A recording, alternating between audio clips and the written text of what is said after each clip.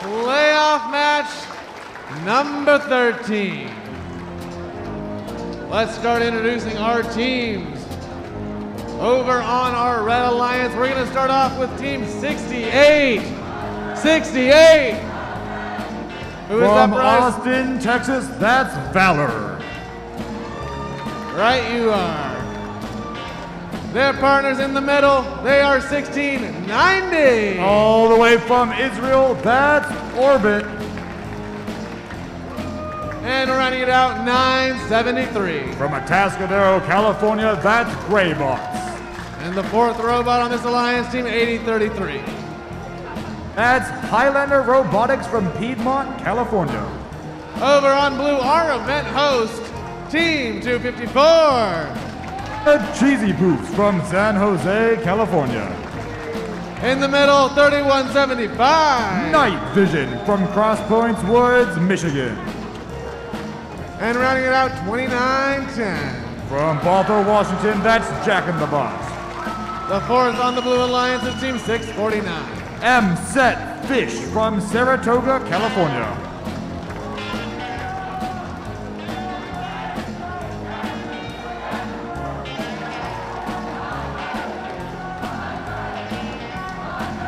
The winner of the...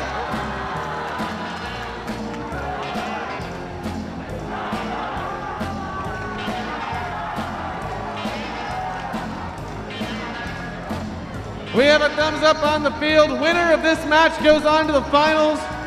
The losers will say goodbye to, and we will miss so dearly. Will it be Red Alliance?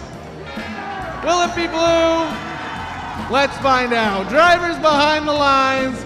3, 2, 1, go! Here we are in playoff match number 13 at Chezy Champ. A volley of cargo in that upper hub, keeping it nice and filled. 1690 for red, 2910 for blue. Trying to get those last few cargo up there. 1 and 2, human player shot a little bit wide. Only a margin, 0-point margin actually coming out of auto is 50 to 46. 4-point advantage blue, 2910 up for 2. 1690 lands 1, even with the stoic defense from 3175. 254 picking up cargo with one of their intakes. Gonna grab another up for 2. Incredibly hard hits here at Chezy Champs. 3175 getting ready to glue themselves back to 1690. 2910 up for 2. 973 and 6800 having their way with the field. Not a spot of defense on either. 3175 back in action, shutting down 1690, but 6800, huge hit with 254. But 254 get their second shot up as well. It is 84-90. It is a 4-point match here at Chezy Champs with 1 minute 20 seconds left on the clock. Valor for 2. 3175 slides back in. A pushing match between 6800 and 3175. 254 seems to have a cargo stuck, but they've got it and it's up. 2 points with 1 minute left to go. Incredibly close here in playoff match number 13. Remember, folks, the winner of this match is going to the finals. Another huge volley of cargo. It is 122 to 124. Only one cargo separates these two teams. Any miss could be the difference maker. 35 seconds left. That means it's almost time. There's the bell to climb. Robots are going to find their way back to their climb zones, but can they get a few shots left before they have to go to the sky? 1600 going up. 1690 going up. 2910, 254 sliding in. 3175 going to fit in behind them. It's a race. 10 seconds left. 1600 up. Can 1690 get there? 2910 is up. Hoops is up. 1690 on the mid-rung. Looks like they're not going to make that climb.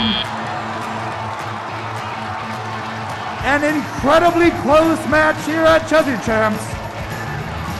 Official scores in a moment. Unbelievable end of that match. 254, 2910 getting up.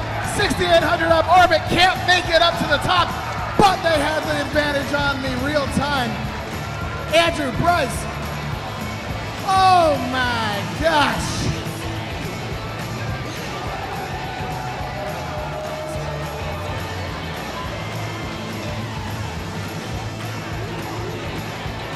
Remember, folks, the winner of this match is moving on to our finals, and our scores will be up in just a moment.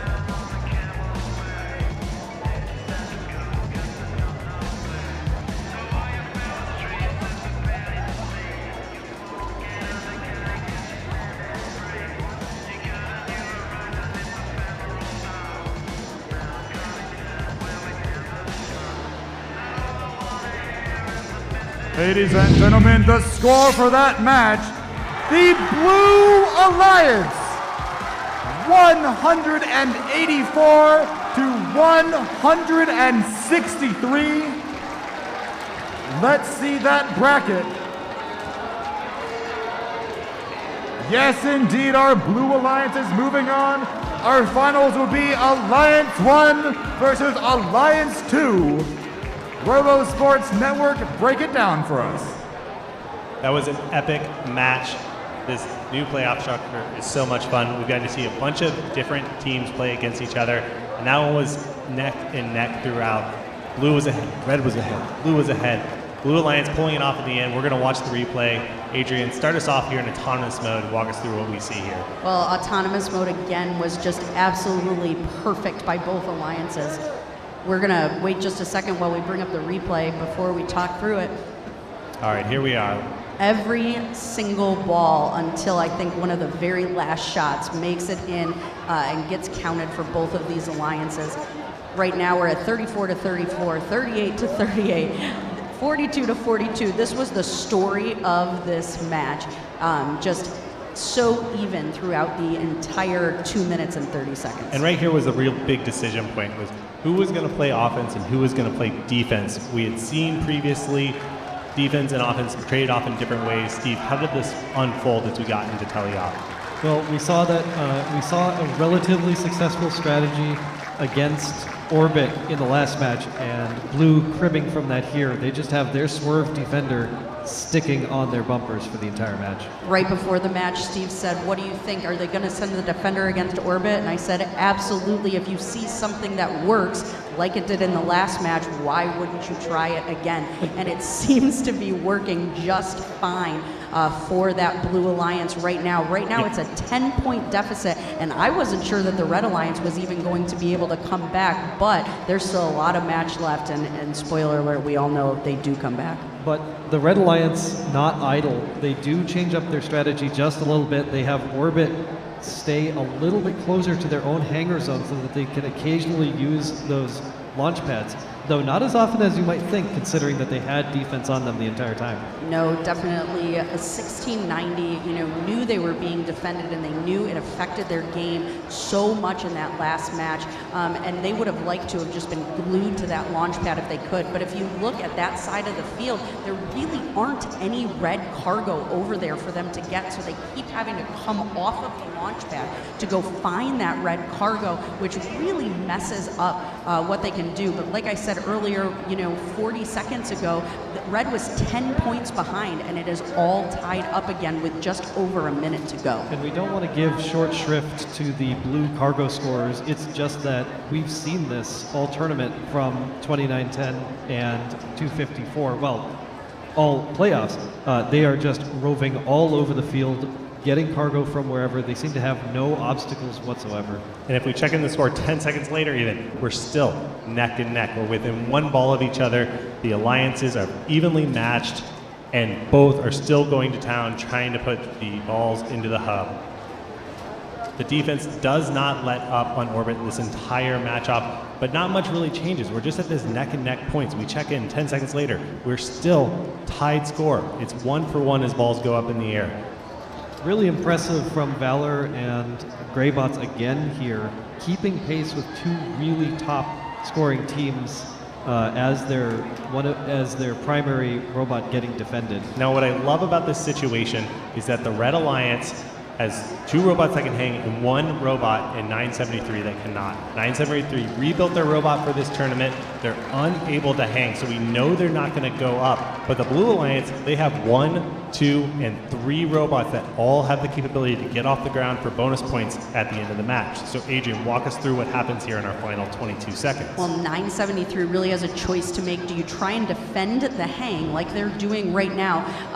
But as soon as that blue robot slips past them, they go immediately back into offense mode. And like I was saying earlier, there was a match where they didn't score a lot after they were left out on the field alone. Well, in this match, they definitely made up for it. I think they picked up in the last 10 seconds of the match at least 5 cargo. They did end up missing a few, and it didn't make a difference. But because of that 1690 climb, which you can see in the screen right now, they're almost up, but that hook just slides off. They try to get it back, but they only have 4 seconds left. It falls off again, and that ultimately was the biggest decider in the winner of this match. So it was very tight the entire match through, and we saw a difference in in-game strategy. That was a little bit of the reason that 973 went so late into the draft. They got picked up on the back half by the number 3 Alliance. A team name like that, a robot that can score that well, you'd expect to get picked much sooner, but they didn't because they had a lack of the hanger. And could they score enough balls to make up whenever there was no one else on the field?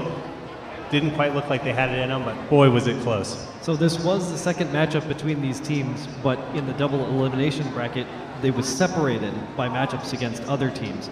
Initially, the 2910 Alliance lost and moved down into the lower bracket, but this time able to come back and win. Yeah, so let's take a quick look at our bracket, revisit what we've seen over the last 5 rounds to get here. That round 1, that was very typical of a FRC Robotics competition. Every alliance gets to play 1 versus 8, 4 versus 5, 3 versus 6, 2 versus 7. But then we split in round 2 into a winner's bracket and into a loser's bracket. The winners of round 1, they got to take a hiatus, a little bit of a bye week so that they could chill.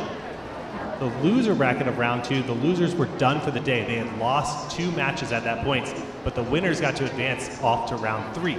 Round 3 was a losers bracket only, so the losers were done for the day. The winners got to advance to round 4. In round 4, we picked back up with the team that had the bye week, and we took the winners of the losers bracket and the loser of the winners bracket in round 4, and that's who we just watched play off in round 5, and that's why we got a rematch in round 5. So now what we end with is the finals. And the finals, after all this, number 1 seed versus the number 2 seed facing off for the first time. And I can't wait to see it. We've seen the awesome firepower of these alliances. We're gonna introduce this match, go over it in all the details, but first we're gonna throw it down to the field to give out another award.